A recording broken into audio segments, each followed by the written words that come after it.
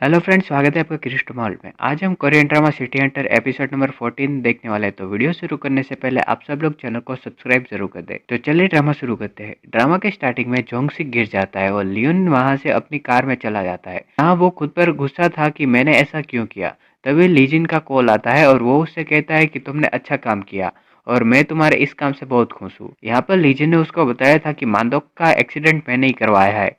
ये सुन के लियोन सब समझ जाता है कि ये सारा प्लान लीजिन का था और जोंगसिक को मारने के लिए लीजिन ने मेरा इस्तेमाल किया है। लियोन और लीजिन एक दूसरे के सामने थे, जहाँ पर लीजिन खुश होकर बोलता है कि इसी वजह से तुम अपना बदला लेने में कामयाब हुए। अगर मैं ऐसा नहीं करता तो तुम उसको इतनी जल्दी नहीं मारते। लियोन ने कहा कि आप बदला लेने के लिए अपनों को भी मार देंगे, पर लीजिन उसे कहता है अगर तुम अपनों को बचाना चाहते हो तो जल्दी अपना बदला पूरा करो।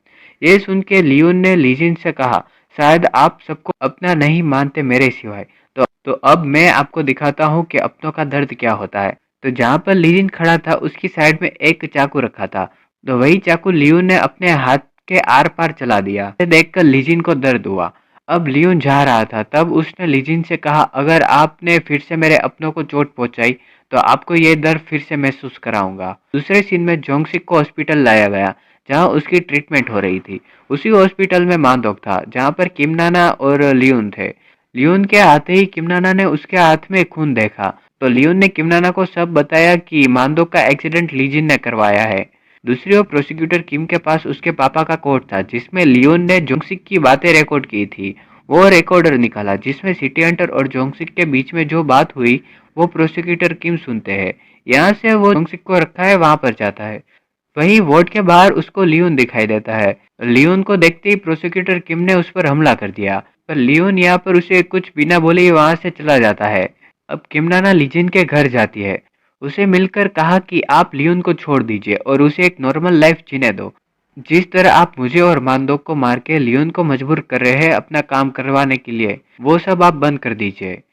ये सुन के लीजिन ने किमनाना के सर पर गन रख दी और कहा कि मैं चाहूँ तो मैं तुम्हें अभी मार सकता हूँ।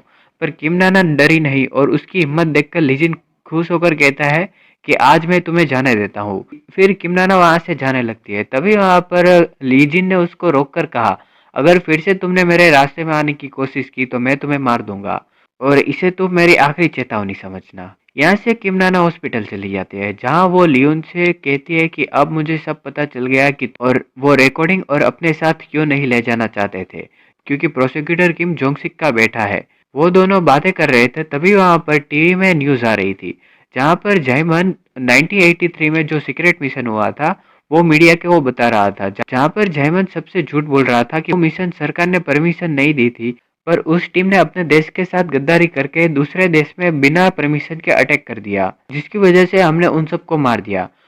ये सिटी हंटर भी उनमें से ही एक है जो अपने देश के खिलाफ जा रहा है। वो कोई हीरो नहीं है। ये न्यूज लीजिन भी देख रहा था। यहाँ लीजिन को जयमन पर इतना गुस्सा आया कि उसने खुद ही जर्मन जय को मारने का प्लान बनाया। दूसरी ओर मांदोक को होश आ गया था, तो लियोन किमनाना उसे देखने के लिए जाते हैं, जहाँ पर मांदोक ने लियोन को बताया कि तुम्हारी मोम शहर के बाहर एक बुद्धा टेम्पल है, वहां पर रहती है। तो लियोन वहां से बुद्धा टेम्पल जाता है, जहाँ पर उसने अपनी मोम को देखा। यहाँ पर लियोन की मोम की तबीयत काफी खराब थी, तो लियोन यहाँ से अपनी मोम को हॉस्पिटल ले जाता है। अब हॉस्पिटल में क्योंकि अपने बेटे को देखकर बहुत खुश होती है और वो उसे अपने हाथों से खाना खिलाना चाहती थी, तो क्योंकि लियोन को अपने घर लेकर जाती है, जहाँ पर वो दोनों साथ में बैठकर बातें कर रहे थे और क्योंकि अपने हाथों से लियोन को खाना खिला रही थी। यहाँ पर क्योंकि ने लियोन के पापा के बारे में उसको काफी सारी बातें भी बताई। क्योंकि और लियोन जब बात कर रहे थे तभी दरवाजे के बाहर लीजिन का आदमी खड़ा था, लियोन की जासूसी करने के लिए, ताकि वो लीजिन को सारी बातें बता सके। पर लियोन और उसकी मोम साथ में खुश थे, तो वो ये बात लीजिन से छुपाने वाला था। पर उसी वक्त लीजिन वहां पर आ जाता है और उसे वार्निंग दी कि अगली बार तुमने मुझसे कोई बात छुपाई तो तुम्हें उसकी सजा मिलेगी। फिर वो दोनों वहां से चले जाते हैं। बाद में किमनाना वहां पर आती है। उसने भी क्योंकि और लियोन को साथ में खुश देखकर उन दोनों की फोन में से एक फोटो खींच ली। अब चेयरमैन जय के नए प्रोजेक्ट के लिए उनके पास 500 मिलियन वॉन कम पड़ रहे थे, तो उसे एक इन्वेस्टर चाहिए था। तो चेयरमैन जय की सेक्रेटरी ने एक आदमी के बारे में बताया कि वो कोरियन अमेरिकन है जो बहुत पैसे वाला है और अभी वो कोरिया में आया है बिजनेस करने के लिए और वो आपसे मिलना चाहता है और मैंने उसकी सारी प्रोफाइल चेक कर ली है। वो लॉबी में आपका इंतजार कर रहा है, जहाँ पर चेयरमैन जाई उसको अपने ऑफिस में बुलाते हैं। वो आदमी लीजिन था। यहाँ पर लीजिन ने चेयरमैन जाई को अपने जाल में फंसा लिया। फिर यहाँ से चेयरमैन जाई उसको अपनी हॉस्पिटल दिखाने ले जाते हैं। वहीं पर किमनाना और लियोन थे। वहीं लियोन ने लीजिन को देख लिया और वो उसका पीछा करने लगता है। अब चेयरमैन झाई और लीजिन वो दोनों बातें कर रहे थे। साथ ही लियोन और चेयरमैन झाई क्या बात कर रहे थे वो पता करने के लिए लियोन ने यहाँ पर चेयरमैन झाई की सेक्रेटरी को अपनी तरफ कर लिया। दूसरी ओर प्रोसिक्यूटर किम के पापा की वजह से उसके साथ काम करने वाले लोग प्रोसिक्यूटर किम से दूर रहने लगते हैं। जहाँ पर उसने 1983 में जो मिशन हुआ था उसमें उसने सभी ऑफिसर की फोटो देख ली थी, जहाँ पर एक फोटो लीजिन की भी थी। तो यहाँ से वो लीजिन के पास मिलने के लिए जाता है। दूसरी ओर लियोन ब्लू हाउस में अपनी जॉब पर वापस आ गया, जिस वजह से वहाँ पर सभी लोग खुश थे। फिर लियोन यहाँ से 1983 वाली फाइल देखने जाता है। जब वो फाइल लेने जा रहा था तभी उस रूम के बाहर उसने प्रोसिक्यूटर किम को देख लिया और प्रोसिक्यूटर किम यहाँ से लीजिन से मिलने के लिए गया।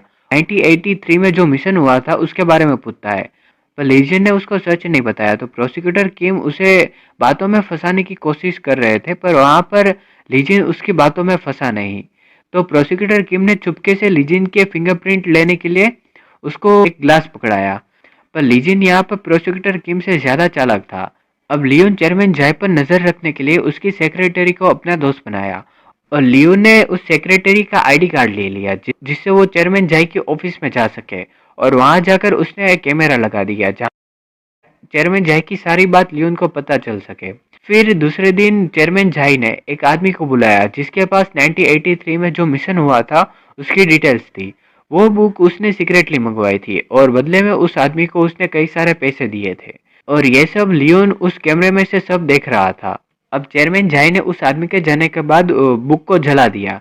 फिर अपने बॉडीगार्ड से कहा कि तुम प्रोसिक्यूटर किम को मार दो और सबको ऐसा लगना चाहिए कि उसने सुसाइड किया था, क्योंकि वो हमारी काफी सारी बात जानता है। अगर उसको पता चल गया तो हम खतरे में पड़ सकते हैं। ये बात लियोन ने सुन ली थी। प्रोसिक्यूटर किम को कॉल किया, पर प्रोसिक्यूटर किम अपना ऑफिस में भूलकर अपने घर चले गए थे, क्योंकि उसको कॉल आया था कि आपके घर में गैस लीक हुआ है, तो आप जल्दी से अपने घर आ जाइए। बात लियोन को पता चली तो वो प्रोसिक्यूटर किम को बचाने के लिए उसके घर जाता है, जहाँ पर प्रोसिक्यूटर किम अपने पार्किंग में अपनी कार में बैठे थे। तभी चेयरमैन जय के बॉडीगार्ड ने उसको बेहोश करने वाली दवाई सुखा दी, उसकी कार में जहरीली गैस छोड़ दी और उसकी कार को लॉक कर दिया। पर लियोन यहाँ पर सही वक्त पर आ जाता है और प्रोसिक्यूटर किम को कार से बाहर निकलकर एम्बुलेंस बुला ली। यहीं पर ही सिटी हंटर एपिसोड 14 खत्म होता है। तो आपको ये एपिसोड कैसा लगा है हमें कमेंट में जरूर बताएं और वीडियो अच्छा लगा तो लाइक करें और अगला एपिसोड देखने के लिए चैनल को सब्सक्राइब भी जरूर कर दें।